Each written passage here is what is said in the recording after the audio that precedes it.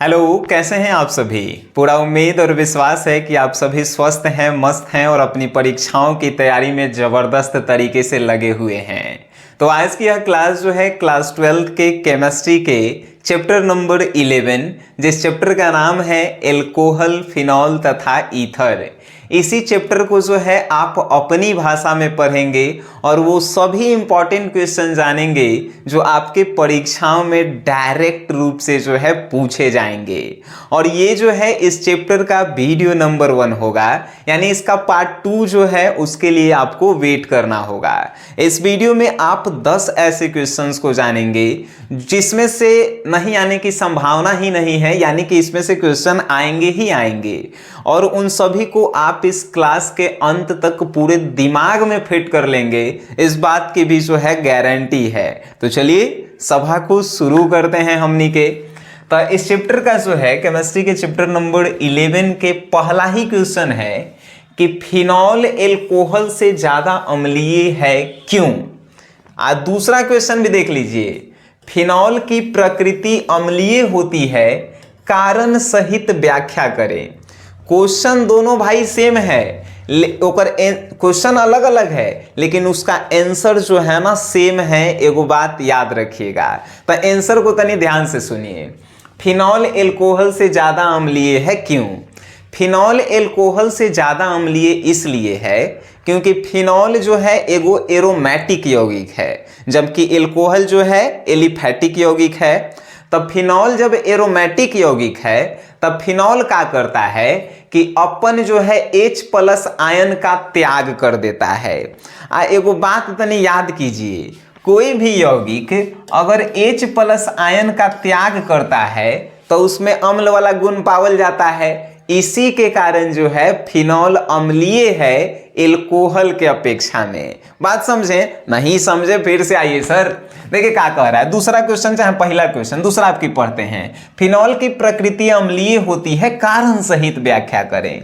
तब फिनॉल की प्रकृति अम्लीय होती है, कारण सहित व्याख्या कर रहे हैं। फिनॉल जो है एगो एरोमेटिक यौगिक है। एरोमेटिक यौगिक होने के नाते फिनॉल जो है अपन इलेक्ट्रॉन के भी त्याग करता है और H+ आयन का भी त्याग करता है। और जो भी यौगिक H+ आयन के त्याग करेगा तो सिंपल सी बात है वो क्या होगा, अम्लीय ही होगा। जौन जो है OH के त्याग करता है वो भस्म होता है, ठीक है, क्षार होता है। लेकिन जो H+ तो ये जो फिनॉल है भाई, फिनॉल के है फिनॉल ये क्या करता है तो अपन H+ आयन को त्याग कर देता है, इसीलिए ये क्या होता है, अम्लीय होता है। बात समझ गए, वेल डन। नेक्स्ट क्वेश्चन पे आते हैं। पहला दूसरा क्वेश्चन जो है हो गया। इस चैप्टर के जो है कुछ ऐसे क्वेश्चन हम आपके सामने जो है लेकर आए हैं जिनमें से एक क्वेश्चन जो है आपसे एकदम पूछे जाएंगे। और क्वेश्चन का टॉपिक कहता है, देखिए क्या कहेगा, क्वेश्चन का टॉपिक कहेगा कि निम्नलिखित परिवर्तन आप कैसे करेंगे। यानी परिवर्तन, देखिए एनिलीन का फिनॉल में आप परिवर्तन करके बताइए कैसे बनेगा। फिनॉल का एसीटोफिनॉल में परिवर्तन कीजिए, इथेनॉल का N-ब्यूटेन में परिवर्तन कीजिए, फिनॉल से बेंजीन बनाइए और इथेन से N-ब्यूटेन बनाइए। ये आपको जो है एकरा में से एगो क्वेश्चन आपकी आवे वाला है बोर्ड में, ये दिमाग में जो है एकदम डाल लीजिएगा। आइए सर जान लेते हैं। एनिलीन है, अगर बेंजीन रिंग पे NH2 जुटल है तो इसे हमनी के कहते हैं एनिलीन।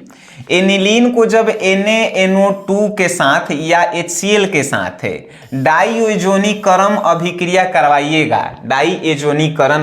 करवाइएगा, तो आपको जो है प्राप्त होगा का, तब बेंजीन डाइफोनिक एसिड।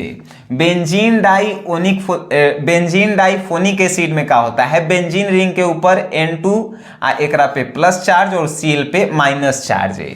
और जब इसको आप जल के साथ रिएक्शन करवाइएगा तो आपको प्राप्त हो जाएगा फिनॉल।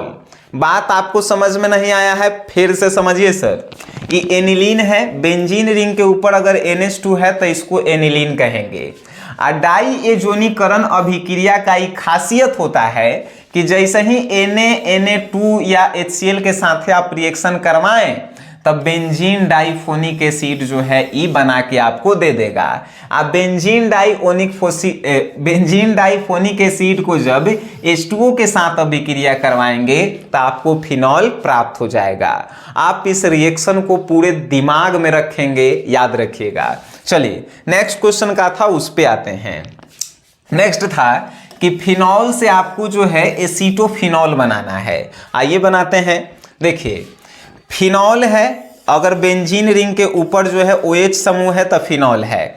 जैसे ही इसको Zn से आप अभिक्रिया करवा के गर्म करेंगे तो जानते हैं ZnO जो है बाहर आएगा, है पूरा OH समूह जो है ना बाहर निकल जाता है। देखिए बेंजीन को जैसे ही Zn के साथ आप अभिक्रिया करवाइएगा तो ये OH समूह पूरा जो है बाहर निकल जाता है और आपको प्राप्त होता है बेंजीन। ठीक है। आज जैसे ही बेंजीन को AlCl3 उत्प्रेरक की उपस्थिति में CH3COCl के साथ अभिक्रिया करवाइएगा तो आपको प्राप्त हो जाता है एसीटोफिनॉल। ई अभिक्रिया कहलाता है निर्जलीकरण। फिर से और बात को ध्यान में रख के आइए, फिनॉल है, बेंजीन रिंग पे OH समूह है। जैसे ही Zn के साथ क्रिया करवाइएगा और गर्म कीजिएगा तो ये ZnO बाहर जाएगा। अब कहेंगे सर एजा H तब बचल है, नहीं H जो है एजा है, एजा मालूम है कि नहीं, तो एजा है तो आपको बेंजीन रिंग मिला। बेंजीन रिंग को जैसे ही AlCl की उपस्थिति में, ये उत्प्रेरक है, AlCl3 की उपस्थिति में CH3COCl के साथ अभिक्रिया करवाइएगा तो एसीटोफिनॉल जो है आपको प्राप्त होगा। ये रिएक्शन आपको दिल और दिमाग दोनों में रखेला है। ठीक है। एगो क्वेश्चन पूछले है भाई, देखिए क्वेश्चन का पूछले है, फिनॉल से बेंजीन बनाइए। तो फिनॉल से बेंजीन बनावेला कहेगा तो आपको कुछ करेला है। ये देखिए तो फिनॉल को जो है Zn के साथ जो है हीट कीजिए तो आपको बेंजीन प्राप्त हो जाएगा। तो ये तो आसान था। लेकिन अब आते हैं और क्वेश्चन का पूछले है। ये क्वेश्चन हो गया, ये वाला क्वेश्चन हो गया, ये वाला हो गया। इथेनॉल से आपको N-ब्यूटेन बनाना है, या इथेनॉल से N-ब्यूटेन मतलब कि नॉर्मल ब्यूटेन बनाना है। तो देखिए इथेनॉल का जो है इस सूत्र है, 2 कार्बन है तो एथ और OH लगल है तो नॉल, एथेनॉल। इसको PCl5 के साथ आप अभिक्रिया करवाइएगा तो आपको जो है क्लोरोइथेन प्राप्त होगा। क्लोरोइथेन प्राप्त होगा। आई क्लोरोइथेन को शुष्क ईथर के साथ है सोडियम उत्प्रेरक में जो है, सोडियम उत्प्रेरक के काम करेगा, उसके साथ आप अभिक्रिया करवाइएगा तो N-ब्यूटेन जो है प्राप्त होगा। फिर से समझिए तनी, इथेनॉल को PCl5 के साथ आप अभिक्रिया करवाते हैं तो आपको क्लोरोइथेन मिलेगा, और इसको शुष्क ईथर के साथ आप करवाएंगे तो N-ब्यूटेन जो है प्राप्त होगा। ये हो गया। एकरे पे एगो क्वेश्चन हम आपको देते हैं, तनी क्वेश्चनवा जो है आप हमको बना के दिखाएंगे। अब क्वेश्चनवा कहाँ है तनी देखिए। क्वेश्चन है इथेन से N-ब्यूटेन बनाना है। अभी हम आपको बताए हैं इथेनॉल से N-ब्यूटेन कैसे बनता है। तो इथेनॉल में OH खाली था, एजा इथेन लिखल है, तो आपको कुछ नहीं करेला है, एजा से OH को हटा देना है, अब बाकी सेम क्रिया को जो है लिखेला है। बात समझ गए? Very good. अब जो है इथेन से भी N-ब्यूटेन आप बना लेंगे, इथेनॉल से भी जो है N-ब्यूटेन बना लेंगे, फिनॉल से बेंजीन आप बना लेंगे, है कि नहीं। ये सब जो है आप सीख गए। नेक्स्ट क्वेश्चन की बात करते हैं।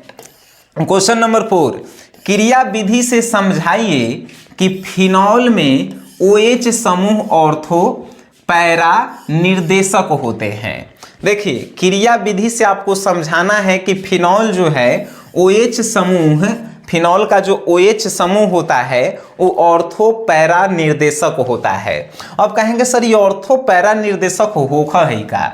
देखिए ये जो है बेंजीन रिंग है, बेंजीन रिंग है, एकर जो ई वाला पोजीशन होता है इसको हमनी के कहते हैं ऑर्थो, इसको जो है कहते हैं ऑर्थो मेटा, और उसके बाद जो होता है पैरा। ठीक है, ये भी आप जानते हैं। नहीं जानते हैं तो तनी मानी ई आप जानते होंगे। तनी मानी देखिए ऑर्थो इसको जानते होंगे, इसको जो है मेटा जानते होंगे, और इसको जो है आप पैरा जानते होंगे। ये तो जानते ही होंगे, एकदम बिल्कुल जानते होंगे। देखिए वो फिनॉल पे जो है OH समूह होता है, OH पे जो है देखिए O के जो है 4 गो जो है यानी 2 गो निर्जन युग्म जो है, निर्जन युग्म क्या कहते हैं, तो वैसे इलेक्ट्रॉन के जोड़े को जो है किसी के साथ क्रिया में भाग नहीं लेता है। तो E क्या करता है कि E इलेक्ट्रॉन एगो Na आता है, E इलेक्ट्रॉन Na आता है। तो E सब का होता है OH कि कभी ऑर्थो पोजीशन पर भी आता है, कभी मेटा पोजीशन पर भी होता है। एक वाव आपसे क्वेश्चन पूछेगा कि फिनॉल जो है कितनी अनुनादी संरचना बनाती है, तो आपको 5 अनुनादी संरचना बताना है। अब फिनॉल जब 5 अनुनादी संरचना बनाएगा तो एक बार ऑर्थो पर भी आएगा, मेटा पर भी आएगा, पैरा पर भी आएगा, सब पे आएगा। तो आप कह सकते हैं कि फिनॉल जो है पैरा, मेटा, ऑर्थो सब पोजीशन को जो है दर्शाता है। ये बात जो है अपन दिल दिमाग में फिट करके रखे के बाटे, ठीक है। तो ये क्रिया विधि, अब आप कहेंगे सर ये क्रिया विधि जो है हमरा नहीं बनावे आवे, तब आप क्या कीजिएगा, आपको कुछ नहीं करेला है। हमारे वो एप्लीकेशन है जेकर नाम है SGS क्लासेस, इस पे आपको जाना है।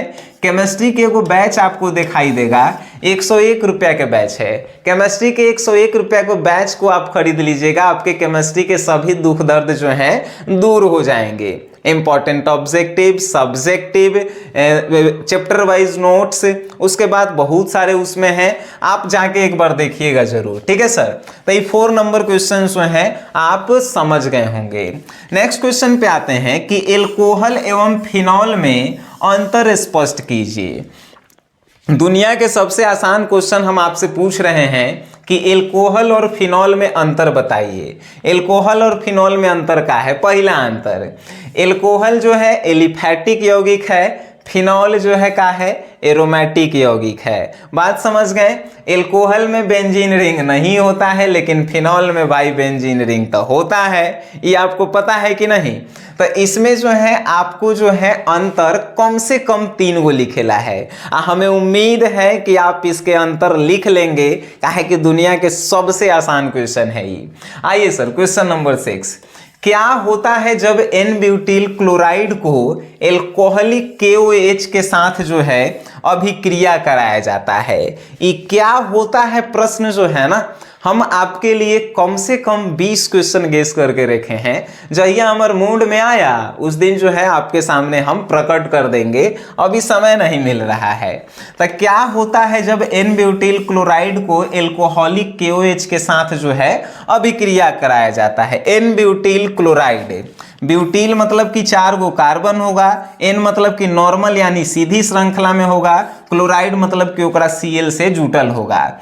इसको जो है KOH के साथ अभिक्रिया करावेला है। आइए करवाइए देते हैं सर, लास्ट में हम कहीं लिखे होंगे। हाँ देखिए, 4 गो कार्बन है यानी ब्यूटिल है, और उसके बाद Cl यानी कि आई नॉर्मल ब्यूटिल क्लोराइड है। बात समझ गए बालक? वेरी गुड, कितना समझदारी वाला बात आप करते हैं। इसको आप जलीय KOH के साथ अभिक्रिया कराइए, तो ये जानते हैं क्या बनेगा? देखिए CH3, ठीक है, उसके बाद CH2 और उसके बाद CH के साथ जो है ना डबल बॉन्ड यहाँ पे आएगा, और उसके बाद जो है CH और उसके बाद HCl, ई तो बनेगा। इसका जो है नाम आप क्या रखेंगे? तो इसका जो है नाम रखेंगे नॉर्मल ब्यूटीन, 1 ब्यूटीन। अब 1 ब्यूटीन काहे रखें? तो 1 के नंबर पे जो है का जुटल है भाई, HCl जुटल है कि नहीं? डबल बॉन्ड है, इसीलिए जो है ब्यूटीन हम नाम रख दिए। ये जो है आपके सामने बन के प्रकट होगा। आप जो है इतना बना लीजिएगा, हमें उम्मीद है सर, है कि नहीं? आइए सर, क्या होता है, कैसे होता है, ये तो केमिस्ट्री है और एक में तो है मजा आता है। नेक्स्ट क्वेश्चन जो है आपके सामने प्रकट हो रहे हैं, एल्कोहल का जलीय विलयन विद्युत का कुचालक क्यों होता है? कितना बहुआ वाला क्वेश्चन है। एल्कोहल का जलीय विलयन विद्युत का कुचालक क्यों होता है? भाई एल्कोहल के जलीय विलयन विद्युत का कुचालक इसलिए होता है क्योंकि एल्कोहल अपन कोनो इलेक्ट्रॉन के त्याग नहीं करता है, और जब वो अपन इलेक्ट्रॉन के त्यागे नहीं करेगा तो ओकरा में लाइन आएगा कहाँ से? इसीलिए वो विद्युत का कुचालक होता है कि नहीं? ये सब बहुआ वाला क्वेश्चन पूछ दिले हैं क्वेश्चन बैंक में, हम देखे हैं। तो क्वेश्चन है, बराबर आणविक भार वाले हाइड्रोकार्बन की अपेक्षा एल्कोहल जल में अधिक विलेय होता है क्यों? एगो आउ बउआ वाला क्वेश्चन। बराबर आणविक भार वाले हाइड्रोकार्बन की अपेक्षा एल्कोहल जल में अधिक विलेय होता है, काहे होता है हो? तो एकर आंसर है कि जो बराबर अनुभार वाले होते हैं वो का होते हैं तो जल के साथ हाइड्रोजन बॉन्ड नहीं बनाते हैं, लेकिन ये एल्कोहलवा जो है जल के साथ हाइड्रोजन बॉन्ड बना लेता है, जिसके कारण ये जल में विलेय होता है। बात समझ गए? एल्कोहल जल में विलेय है इसीलिए क्योंकि वो जल के हाइड्रोजन के साथ बंध बना लेता है, हाइड्रोजन बंध। आप पढ़े हैं कि हाइड्रोजन बंध भाई बड़ियार बंध है कि नहीं? Very good. अब जो है नेक्स्ट क्वेश्चन 9 नंबर क्वेश्चन। अब बउआ वाला दुनिया के सबसे आसान प्रश्न में से एक है। देखिए, निम्नलिखित का संरचना सूत्र लिखें। नाम दिले है आपको, संरचना सूत्र लिखेला है 4,4 डाइमेथाइल 2 पेंटेनॉल। एक तनी देखिए 4,4 डाइमेथाइल पेंटेनॉल। आई देखिए पेंटेनॉल, पेंटेनॉल का है का मतलब पहिल का बात तब 5 गो एकरा में कार्बन होगा, तो आपको का बनावेला है 1 गो कार्बन, 2 गो कार्बन, 3 गो कार्बन, 4 गो आई 5 गो। अब का कहा है तब 4,4 डाइमेथाइल यानी चौथा नंबर पे आप एन से गिनिए चौथा, चाहे एन से गिनिए, तो हम नहीं से गिन रहे हैं। 1 2 3 4, 4 पे 2 गो जो है डाइमेथाइल है यानी CH3 और उसके बाद CH3। अब क्या कह रहा है 4,4 डाइमेथाइल 2 पेंटेनॉल। दूसरा नंबर पे का है तो OH समूह होगा, तो Na से जब 4 गिने हैं तो Na से आइएगा एकरा पे OH समूह है, हो गया एकर नाम। अब कहेंगे सर खाली C लिखे हैं, H नहीं लिखिएगा, तो उतना आपको नहीं आता है सर। ऐसा क्या होगा H3 ऐजा होगा, H को आप संतुलित नहीं कर सकते हैं, ऐजा जो है H होगा, ऐजा क्या होगा तो H2 होगा, ऐजा क्या होगा तो एक तो सब संतुलित है, ऐजा H3 होगा। इतना तो आपको आना चाहिए ना सर। ई बना लिए तो बस एगो काम आपके लिए हम छोड़ के जाते हैं। 2 ब्यूटेनॉल के जो है बता दीजिए। ब्यूटेनॉल 4 गो कार्बन बनावेला है और दूसर का नंबर पे OH समूह जोड़ देवेला है, हो गया एक सूत्र, संरचना सूत्र। ये बना सकते हैं नु? अरे समझदारी तो इतना होगा सर, है कि नहीं? चलिए आते हैं सर नेक्स्ट क्वेश्चन पे। क्वेश्चन नंबर हमने के 11 लेते हैं। क्या होता है जब, आइए सर, क्या होता है जब एथाइल एल्कोहल का आप ऑक्सीकरण करवाते हैं? एगो लड़का वाला क्वेश्चन पूछ देता है, एथाइल एल्कोहल के जो है आप ऑक्सीकरण करवाएंगे तो क्या होगा, ये जो है पूछले है क्वेश्चन, ठीक है? यानी इस पर भी जो है हमनी के राय सलाह करिए लेते हैं, नहीं तो आप कहेंगे कि आसान आसान बता दिए हैं, ये लड़का वाला कह के जो है छोड़ दिए हैं। नहीं भाई, हमारा जो है केमिस्ट्रिया एकदम लड़का वाला लगता है, बस जो है आपको जो है समझ में आना चाहिए, ठीक नो? देखिए कैसे एथाइल एल्कोहल, एथाइल एल्कोहल मतलब कि C2H5OH, इसका ऑक्सीकरण करवावेला है। ऑक्सीकरण मतलब नवजात ऑक्सीजन के साथ जो है इसको ऑक्सीकरण करवा दीजिए। तो ऑक्सीकरण करवाइएगा तो जानते हैं आपको क्या मिलेगा, CH3 और COH। एकरा जो है एक बार और ऑक्सीकरण करवा दीजिए तो अब की तो आपको जो है मिलिए जाएगा CH3 और COOH। तो आप क्या कहेंगे कि क्या होता है जब एथाइल एल्कोहल का ऑक्सीकरण होता है? तो जब एथाइल एल्कोहल का ऑक्सीकरण होता है तो ये तो बनता है, आयकर नमवा तो हनी के कमेंट बॉक्स में लिखेगा। बात समझ गया? बिल्कुल आप समझदार हैं सर। आइए sir next question. Methyl alcohol और एथाइल एल्कोहल के बीच अंतर। आइए मम्मी, मिथाइल एल्कोहल CH3OH और इथाइल एल्कोहल C2H5OH, ये दोनों में जो है अंतर बता दो। बस अंतर आप एगो दूगो हम बता देते हैं, उसके बाद आप। मिथाइल एल्कोहल और इथाइल एल्कोहल में पहला अंतर, मिथाइल एल्कोहल जो है सुचालक होता है लेकिन एथाइल एल्कोहल जो है कुचालक होता है विद्युत का। मिथाइल एल्कोहल से जो है कीटनाशक बनावल जाता है, एथाइल एल्कोहल को जो है दवाई बनावल जाता है। अब जो है आप एगो दूगो आऊ बना दीजिएगा, अंतर बस हो गया खेला। इसका पार्ट 2 का आप वेट कीजिएगा सर, क्योंकि अभी जो है ना, हाँ कल है संडे है, कल आवे की जो है पूरा संभावना है। ठीक है, तो ये वीडियो आपको अच्छा लगा है, केमिस्ट्री अगर आपको हार्ड लगता है और कौन से चैप्टर का कौन सा इंपॉर्टेंट क्वेश्चन है, डिस्क्रिप्शन में लिंक है, वहां से आप देख सकते हैं। और इस वीडियो को वहां तक शेयर करना है जिनको केमिस्ट्री भारी लगता है। बाकी आप समझदार हैं, इस वीडियो को देखे हैं, शेयर जरूर कीजिए और वीडियो देखें उसके लिए धन्यवाद।